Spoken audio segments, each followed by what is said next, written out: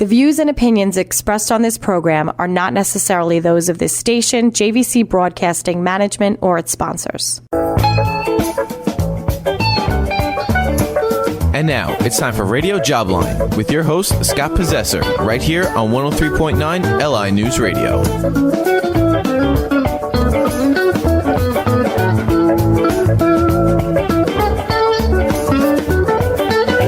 Welcome, everybody. It must be Saturday afternoon from 2 to 3 p.m., or it might be Wednesday night from 9 to 10 p.m. We're on twice a week to talk about your career, dissect the job market, look at the talent pools, look at the economy, try to put it all together and come up with a plan and a strategy for how all of us can be successful in the workplace. I have a busted show today, folks. That means my guest that I had planned for the show, who was going to talk about how to accumulate wealth, which I thought would be a very worthwhile segment to do. But he got the flu at the last minute, and that brings to mind another story. But instead, I got only the best guest I could have possibly gotten, Maria Frey, who you all know quite well from this show, and also from her amazing ECNY work that she does in economic development. We'll give you Maria's background in a minute, but first let's have a little fun. So I was going home from work 3 Mondays ago, and I don't feel well.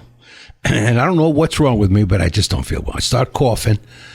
I go home. I get to bed. I don't wake up till the next day. And my wife says, you got to go to an urgent care. You got to go somewhere.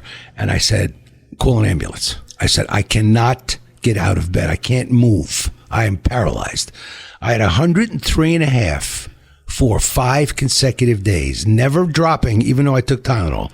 I had a brain... sort of, you can't call it a headache because a headache doesn't do it justice. An explosion in my head, pounding for 5 straight days with no relief.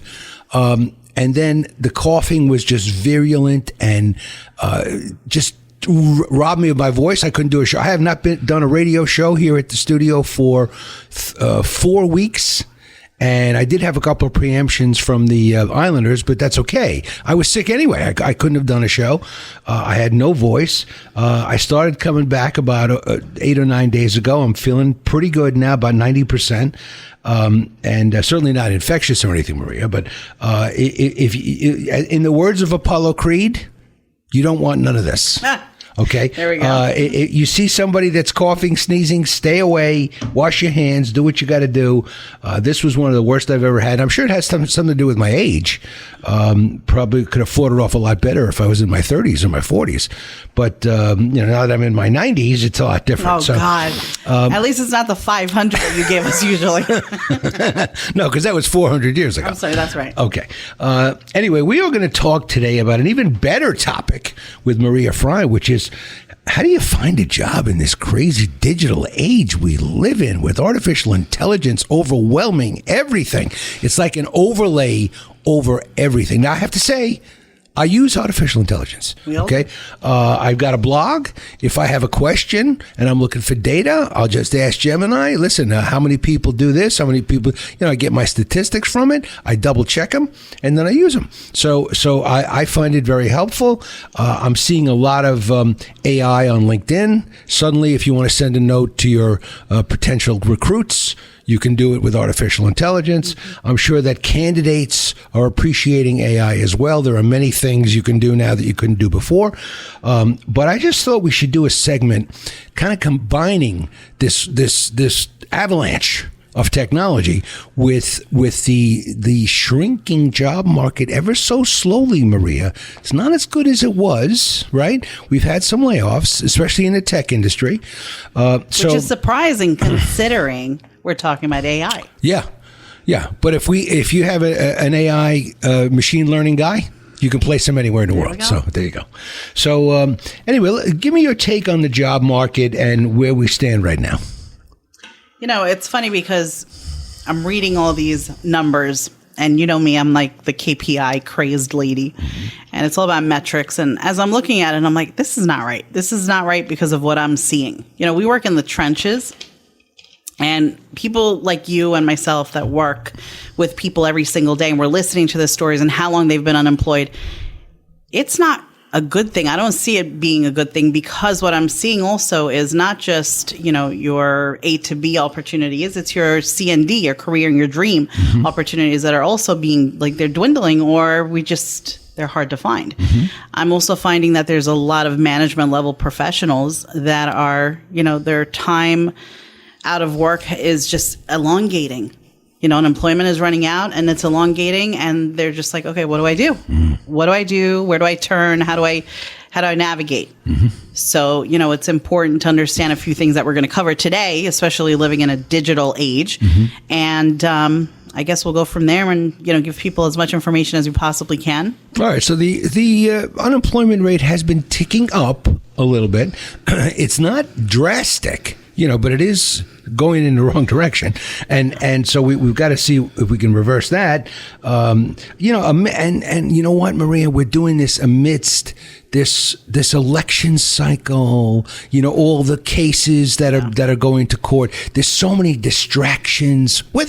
Doesn't matter, Democrat, Republican. Still there. It's a mess. It's a mess for everyone. Nobody's happy. No. On either side of the aisle. There's a lot of uncertainty, and that just compounds. Huge amounts of uncertainty. So that's the backdrop. And then you can throw climate change on there and say, we're done. How do we even get survive this? So. Anyway, I'd love to hear some of your thoughts. I know before we do it, let's plug this. You have an upcoming thing at NYIT. I do, in Manhattan. So at the NYIT compound, as I like to call it, in Manhattan, in New York City, on April 4th, we will be doing an event covering basically what we are talking about today, uncovering opportunities in the digital age. And it is free. You can partake via Zoom, or you can come on down. So all you have to do is just check out my LinkedIn. You'll see it posted. And I know that NYIT is doing a great job of posting it as well. And sign up. So make sure people know it's Frey. Frey, yes. Maria Frey. Frey. There's a big, massive Greek name in between, but I am the most connected Maria Frey, so you'll still find me. Okay. And we also want to get an update on the ECNY program, the boot camp. Yes. Now, I know it's stocked, but give us. It's been great. I mean, we've had one right after the other. We've been going like crazy since September of last year, and we are booked completely through to June 27th. So unfortunately, no programming right now that we're releasing yet for the New Year's, we call it September. But if you are interested, you can go to our website and sign up for email blasts, and we will keep you posted on all the events, workshops, boot camps that are coming up. And that's www.ecnycorp.com. Okay. And are we hoping that after June 17th, there'll be more? After June 27th, yes. We're hoping that we will get funding again and there will be more programming. Okay, wonderful. It sounds like they're going to need it. It sounds like it's needed. I know. The timing is good for this. I mean, thank God you're here, Maria. Why, thank you. How many people are you handling these days? Wow, we have 44 in one of the boot camps that we're doing right now. Prior to that, we had over 25, I think it was. The one before that, we had over 40 in the class before that. I have another one that's coming up. I think we're going to have close to 50 again. So it's, and that's without all our private clients and everything else that we're doing. It's a lot. It's a lot. And, what's disheartening is, when you first meet them, and you see their faces and they're struggling. This is hard. So we try to keep it as fun as we can. I'm told that I'm funny. I don't know why. You are funny. But apparently, I don't know why people say that. I don't think I'm funny, but they're always laughing. So I said to myself, all right, you know what? I'll take it. It's a hard subject. So I might as well at least, keep them laughing. Right. So we do enjoy. And so if we can help you guys, reach out, stay on track with what it is that, we're putting out there program wise. And hopefully we can help you too. Okay. So they could always Google the ECNY boot camp, but they can go to the website too for that. Go to the website. Yep. Because we keep everything kind of quiet. Right. We've had so many people from outside of New York try to get into programs and stuff like that. And right now we're just trying to serve our community locally. Okay. So what she's talking about, folks, is the premier free program out there for job hunters, for people who've lost their jobs, people who are not working, want to return to the workforce. It doesn't matter what aspect you want to do as far as getting back in the workforce. Maria has the program for you. Make note of her name, Maria Frey. She's only been on Jobline about 300 times.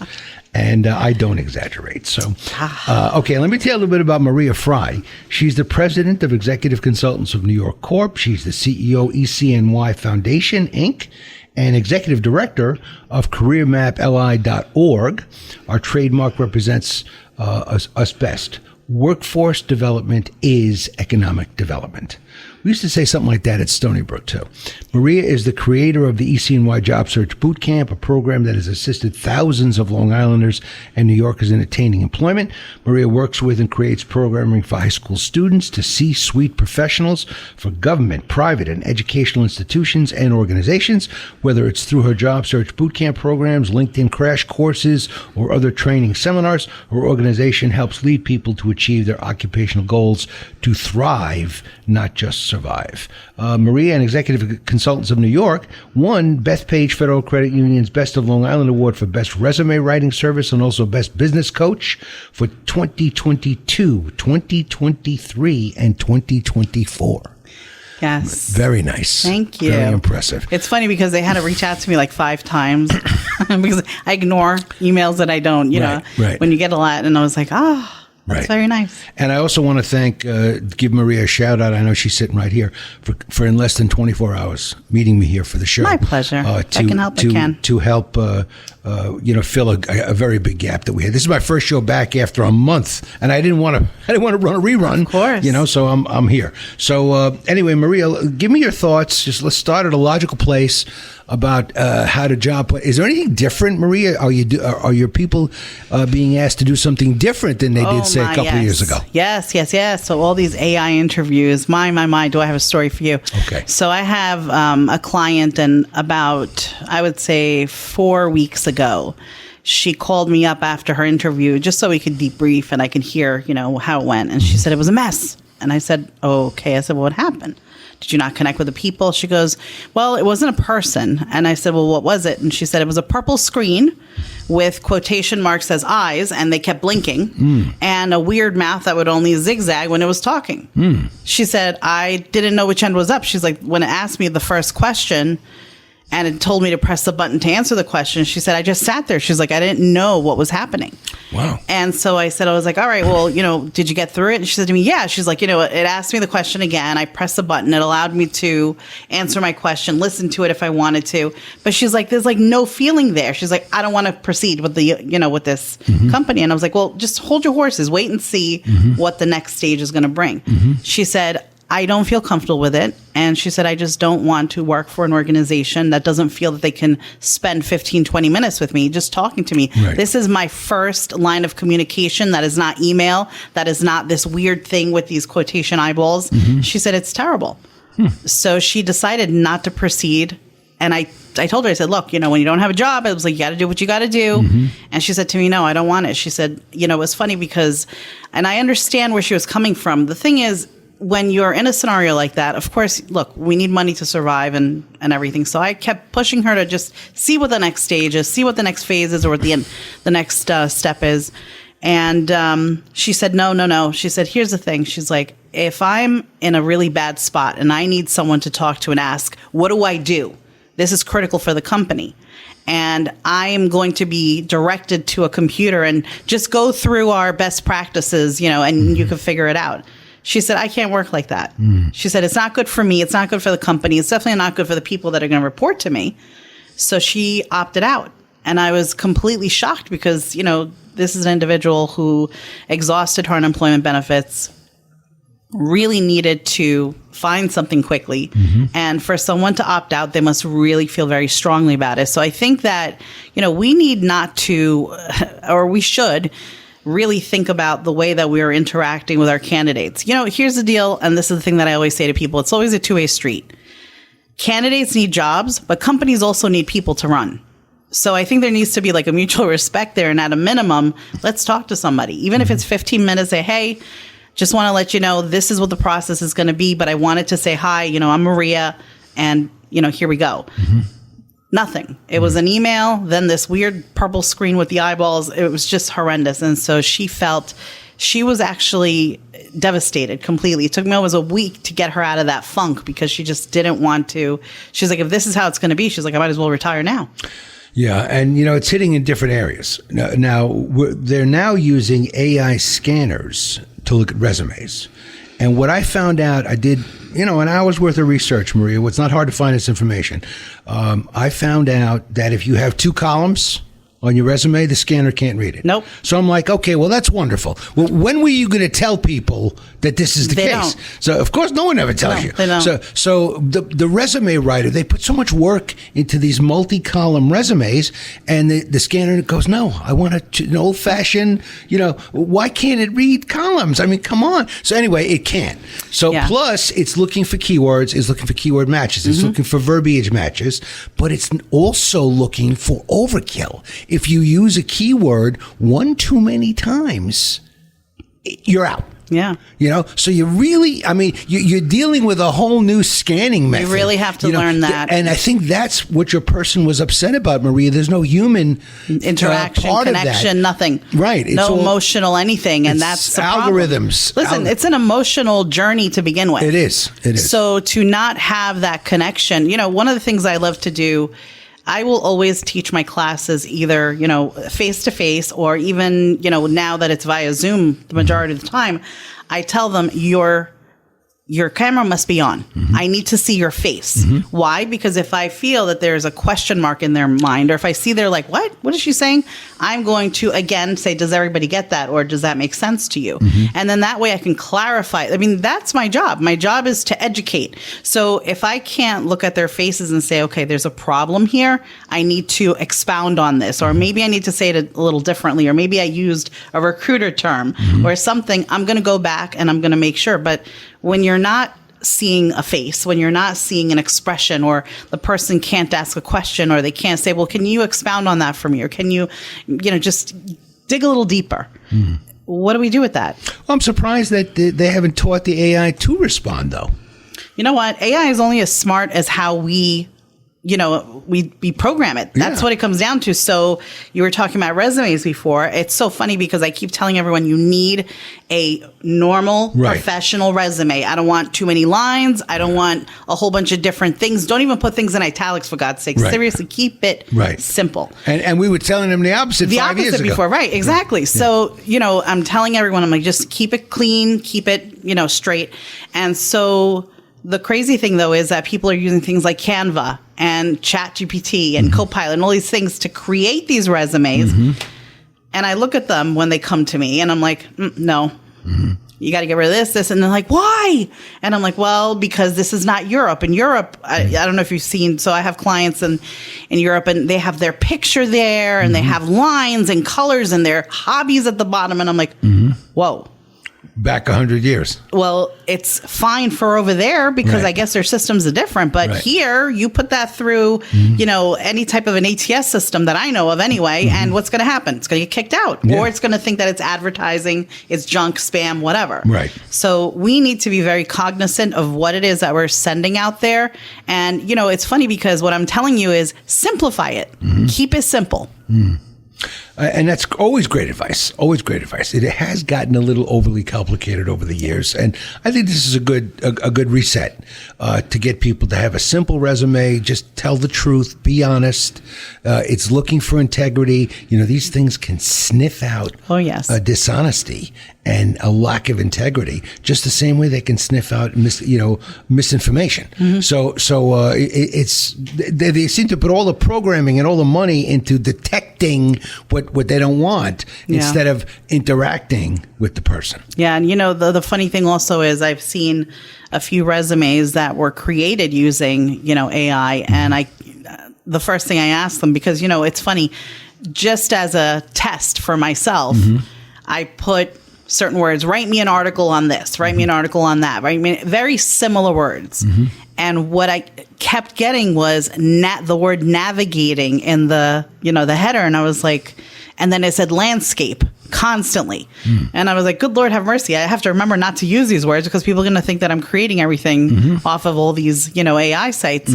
And so it really is, what it's doing is taking you and it's kind of pigeonholing you if you think about it. Because again, it is only as smart as what we input information into it. Yeah. And we're not inputting in information. No. And I still can't stand that there are no guardrails for artificial intelligence. I mean, agree. Congress is frozen on this. Again, it's not political, Democrat, Republican. They don't know what to say. They're not technology people. No, they're not. They're a far cry from that. And so I'm not sure they know what guardrails to install. Yeah. But there's definitely a mix now between what people are writing and what AI is writing. Totally. I'd like to look at some resumes that have been done by AI. I haven't seen any. Oh, you know what? Well, maybe I am seeing them and I don't know. You're probably seeing them and eventually you'll start to see, wait a minute, why does it sound so familiar? Because it uses so many of the same phrasing. Right. And, what you also have to take into consideration is that when you're writing your own resume, you have the ability, for example, titles. Titles are a very big thing. And ATS systems are also guilty of this. So let's say, for example, and this happened to me when I recruited, so I'll never forget, I had an executive director that I was submitting, and I always like to speak to the COOs of the background in corporate operations. So what I did was I called the COO. I said, look, I know that in 20 whatever, you're looking to implement X, Y, and Z. This individual here has done so successfully at this organization.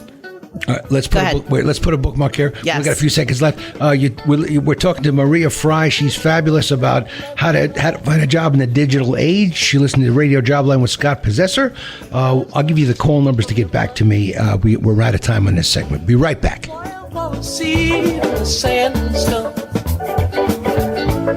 the four winds blow you safely.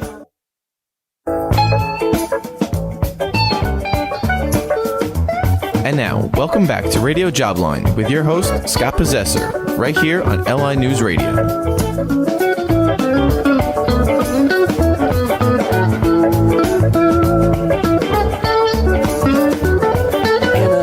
Welcome, everybody. You're listening to Radio Jobline with Scott Possessor and the inimitable Maria Frey, one of my favorite guests and one of the smartest ladies when it comes to finding a job here on Long Island. I'm back from the dead, folks. I was missing for 4 weeks. I was MIA. I was preempted by the Islanders for a couple of those weeks, but honestly, I was as sick as a dog. I had the flu. Don't get it. In the words of Apollo Creed, you want none of this. And just stay away from people. Just stay in your house. Don't do anything. Hand sanitizer. We have been talking about job hunting in the digital age, and the onslaught of artificial intelligence is now pervasive into the job hunting process on both sides, from employers who are using AI scanners and AI interviewers, and from candidates who are trying to do their resumes using ChatGPT, which is not, I don't think, advisable. But one little pearl we dropped is you cannot use a multi-column resume with a company that's going to scan your resume. Now, if it's just a person looking at it, a small company, that's fine. But if you're going after a big company, they're going to scan it, and you can't. They're not going to see that second column. So be aware of that. Maria, pick it up. You were talking about titles. So, yeah, I had a candidate that this was years ago when I recruited, and he was an executive director for a company, and I submitted him, or I called a COO about him. I said, look, I know you're looking to implement X, Y, and Z in 2 years, whatever it is.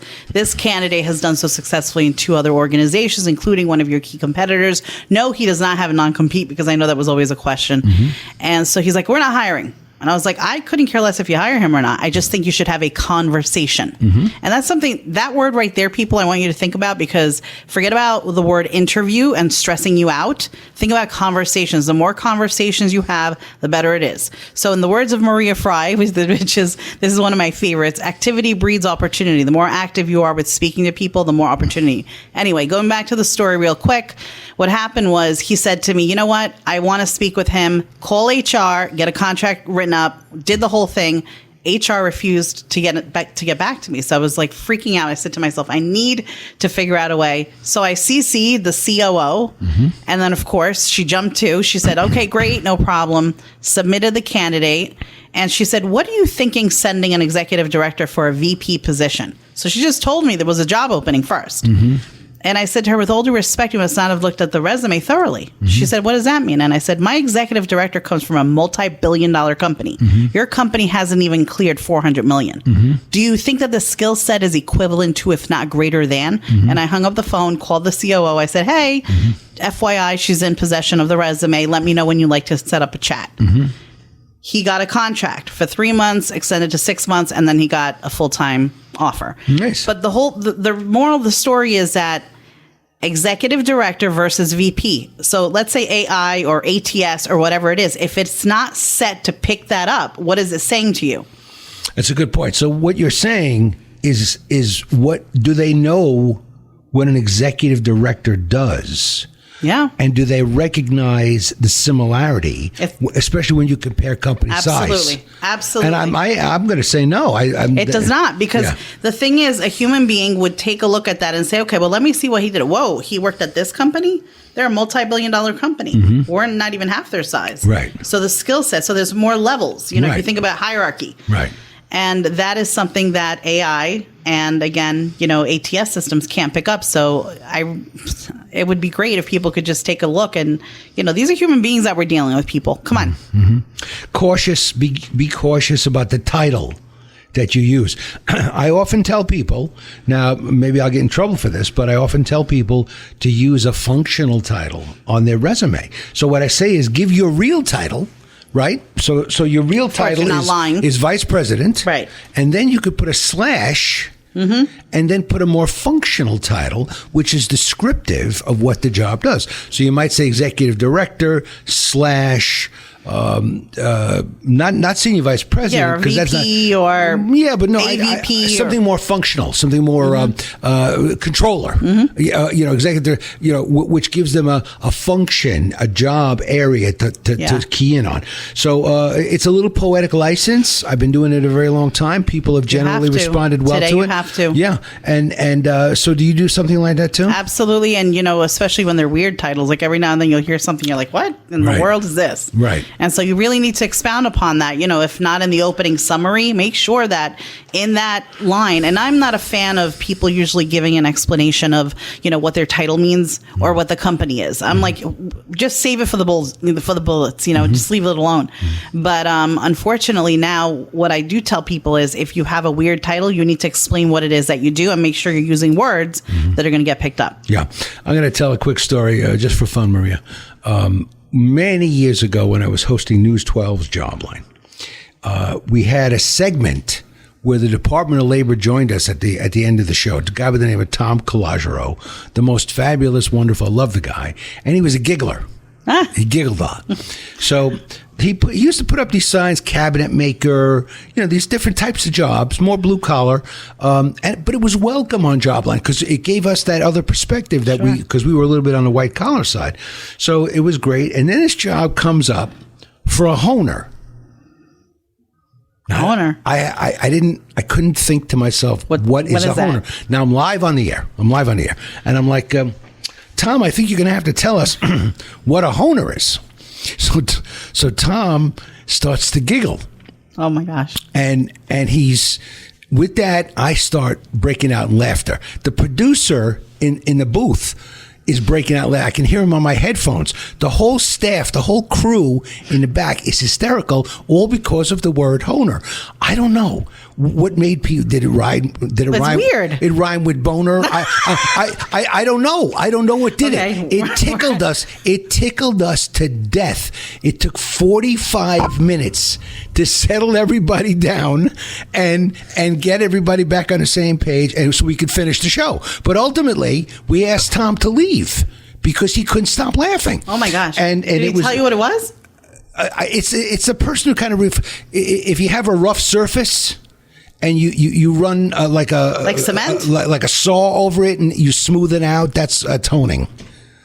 Okay. Well, I've never come across that and I had never come across, and it caught me off guard, and I was a little nervous about the whole thing. That's why I'm saying these weird titles. Yeah. We need to, sometimes we have to expound on that and explain what it is that we really do because people don't understand. Unfortunately, again, though, when you're talking about AI or ATS, it doesn't allow you, it doesn't know to read further. Let me read further down and see what this person really does. So keywords, You need them. Yeah. Keywords, you definitely need them. Take a look at the job spec, the job description, whatever you want to call it. That's where they come from. And grab as many as you can. Years ago, do not do it today, please. Alert, alert, do not do it today. What we used to do was we used to take the job description at the very bottom of the resume. We used to put it in there like a negative size 1 font and make it white. So the ATS system would pick it up, the portal systems, but nobody could see it. Today, the systems are too smart, and it'll say, what is this weird, like, negative size 1 font over here?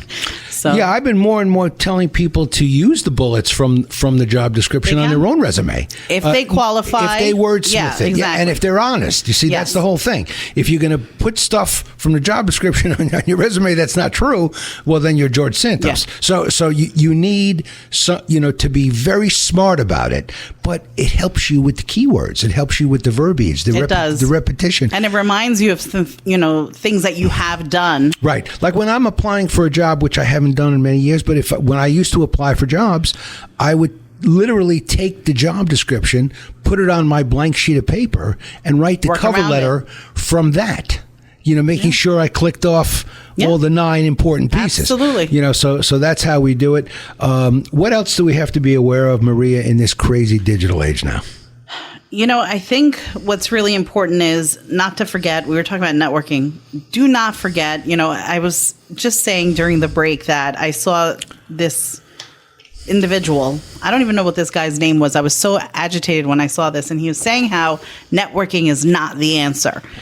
I'm going to tell you right now, networking is the answer because it really is all about people connecting. The other thing I'm going to plug in there also is a functional versus a conventional, resume. A functional resume is a little bit different, but a functional resume is not seen as favorable through a lot of these systems. Plus, an AI is not going to like that. Well, that's the whole thing. So I say, if you're going to submit something like that to a hiring authority and you're going to send it via email, great, go for it. It shows your successes up front and center.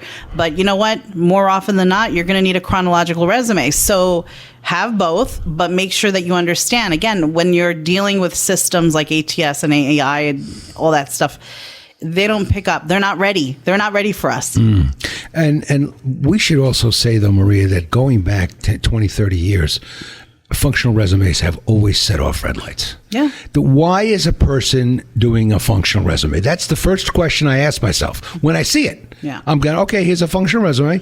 Why? And then when I look a little deeper, I'll see they've had no consistency. Every job is 6 months, and it's not because they're contract. They keep getting new jobs, and that's why they want to cover that. Yeah. So they're putting out their skills, which of course it makes perfect sense, but it is a red flag. It's a red flag, but if we look. Thank God you're looking at the documents, but a lot of people don't. They choose not to. But sometimes if you look at it, it's someone looking to make a change into a new industry. So what they've done is they don't want to say what their title was. I had this one woman that I worked with, and she always wanted to work for HBO, but she worked for Travelers, Citibank. And she said, there's no way in the world that I'm ever going to get a job, so why would I even dream about it? And I said to her, I'm telling you right now, and sure enough, through networking on LinkedIn, she got a job at HBO. And it was because of the way that we built her resume. She found someone. She started networking with a few people. An opening opened up. He said, send me the resume that you sent me recently that shows all the commonalities. Of course, they have a finance department and everything else. And that was what got her in. Amazing. Yeah. So when you give your next ECNY boot camp, what else are you going to be telling candidates? Network. Okay. I mean, seriously, the networking piece is it's tremendous. Do not ever stop doing that. It's not just for today. It's for tomorrow. You may meet someone today that can't help you immediately, but down the road, you just never know what's going to happen. I had a call. I can't give too much information about this, with the son of a CEO on Long Island, somebody we deal with from a business perspective, and he asked me to help his son. So I told his son what I would have told my own brother. When you drop your resume on a post, you're not done. You have to network. So you go, how do I network? Well, the way you network is you go to LinkedIn, you type in the name of the company. up comes lots of people that currently work or have worked at that company. You connect with them, tell them the truth. You're very interested in the company. You applied for a position, love 5 minutes of your time, whatever. And it brings us back, Maria, to what LinkedIn was created for. Absolutely. Now, what's happening with you? I'll tell you what's happening on my LinkedIn. I'm getting someone's trying to sell me something every minute of every day. Every single minute of the day. So it's not like LinkedIn can do anything about that. We all belong. So if that's what they want to use it for, but they're not getting anywhere with me, that's not the way I want to buy. But also they're wasting my time. It's a lot of time wasted. Yeah, I love when they try and sell me recruitment services. Yeah, RPO. That's when I turn around and I actually respond back, and I'm like, clearly you have not done your due diligence on my profile. Mm-hmm. Because, hello, this is what we do. Well, I read back something meaner. I read back, I get 500 of these per year. And it's true. I'm sure. I'm not even exaggerating. I'm sure. You are in the wrong business, and then I block them. Yeah. But that's the whole thing. You can't, those are not connections that are going to help you. They want to sell you something. Yeah. So the types of connections that Scott and I are talking about for everyone out there are connections that can assist you. So here's another great hack if you want to use it. Join a group. Join a group and say, hey, I'm so grateful to be a part of this group. There's so much talent in this group. I am here on Long Island currently looking for an opportunity. This is what I specialize in. I would welcome any information, any tips, anything from anyone here. I thank you so much in advance, and leave it alone. Mm-hmm. What's the worst thing that could happen? Nothing. Mm-hmm. You are allowed to join 100 groups on LinkedIn. 100. Mm-hmm. Okay, so imagine doing that in even 30 groups. You're going to get some bites. For every no, you're that much closer to your yes, and I think that's what people need to focus on. Activity does breed opportunity. You just have to be active. Right, and you got to fill the pipeline from a sales perspective. You are a salesperson. When you're selling yourself, you got to fill the pipeline. You got to have more and more and more opportunities. When that pipeline starts shrinking and you have less and less opportunities, you're not doing enough. Absolutely. And the other thing, I actually wrote this down last night. It's extending your gaze beyond your core audience. A lot of people believe that because they came from a particular industry that they need to stay in that industry. Mm-hmm. Absolutely not. As a matter of fact, one of the best things you can do is like on an Indeed, for example, if you're going to use that, look at jobs by core competency. Put a core competency in there and see what pops up. Stop doing it by company, by industry, by job title. Put the core competency in there. See what pops up. You'll be amazed. Okay. So all great advice. Now, let's talk about one other thing. Are cover letters changing? It used to be a very important part of the job campaign, and when you could be a good writer, it was awesome. You could really pull the pieces together, make the case for the employer, be compelling, but I'm noticing not as many of these opportunities coming off the boards are giving you a chance to even do a cover letter. I remember recruiting, and one of the things we never had time for was cover letters, and we would ignore them completely because you're going through 250 to 300 candidates, narrowing down to top 10, submitting top 3. Mm-hmm. I don't have time to read it. Mm-hmm. If you have something important to say, like if John Smith recommended you and he's in there and he's up there in the company, maybe that's something you should put, in a note to somebody. But this is why we're talking about networking, because that will assist you. My cover letters, because of the way that I teach my clients to network, my cover letter is actually an in-mail. Mm-hmm. And it's, hey, John, it was so great speaking with you. As per your request, please see my resume attached. Let me know if you have any questions. Thanks again. Look forward to next steps. Mm-hmm. Why? Because they already had the conversation. Mm-hmm. So I personally feel that, look, if it requests or requires one, put it in there. If it's got a red asterisk, for goodness sake, put it in there. Mm-hmm. But I wouldn't spend too much time. And please keep it short, concise, to the point, and utilize specifics that come from the job description if you're going to do that. So my take is only slightly different in that I am a writer. And I write a blog, and I write books. I write articles. I was a columnist. So I like to think that little cover letter, even if it's short, can give me a little edge. I'm able to make my case, make my points with a pleasantness, with a professionalism, and I just know that it's helping. Even if it's short, 25, 30 words. It doesn't have to be a dissertation. Right. Right? But I will say the longer it gets, the worse it gets. Absolutely. I've seen them where they were like a whole entire full page. I mean, the margins were stretched out, everything. It was insane. So what I will say is that, again, even with that, my in-mail is my cover letter. Yeah, but exactly, you're still giving a chance for people to see how you write, how you interact, because it truly is important for them to understand, you know what, I can articulate, I can speak to what it is that I'm doing, and just a reminder, this is why I'm reaching out. So I wrote to a candidate, I responded to their email with their resume, and I just had a question, and the answer came back, YE, Y-E. And I'm like, first of all, am I missing something? Is there such an acronym as YE? I mean, I started thinking about it. Am I the crazy one? But I think it was just a spelling error. It could be. And maybe they meant yeah. Yeah. But the reason still, but you can't make a mistake like that. But still, in a job campaign. No. Still, because you know what? What if it was somebody from within the company? Yeah. What if that person was having a bad day? Yeah. Yeah. That's all it takes. I know. Takes one bad day, unfortunately, but so we need to make sure that everything that we're doing, we're really being very just concise, or being just everything that needs to be clean, organized, to the point, and really, really showing, been there, done that, and this is what I'm bringing to the table. Right. And of course, if you can get a person to make an introduction, if you can get a person to act as a reference, to drop a note, hey, I worked with brokered introduction, person, 7 years ago, a brokered introduction, whatever name you want to use for it, always a great thing with job hunting, and still part of the networking process that moron wanted to get rid of. I couldn't believe when I watched that. I was just saying, I really wanted to jump through the screen and just like smack him with a stick, because all I kept thinking was, is he crazy? I mean, networking is and will be for the foreseeable future the best way to land a job. And it has been for the 50 years I've been associated with the job market. Before I was even born. So before you were even born. And it's going to stay that way. We only got a minute left, Maria. Please give people your contact information one more time for everything they might need. Absolutely. So the best thing to do is go to our website, and that is www.ecnycorp.com. Okay, and that's going to give them information about the boot camps. They can sign up, and then they'll get email blasts. They'll also get our blog that comes out every week or so, and a lot of different information on what we're doing, workshops, etc., events. I like the blog, by the way. Thank you. I've been following it. Very good. Thank you. Very good.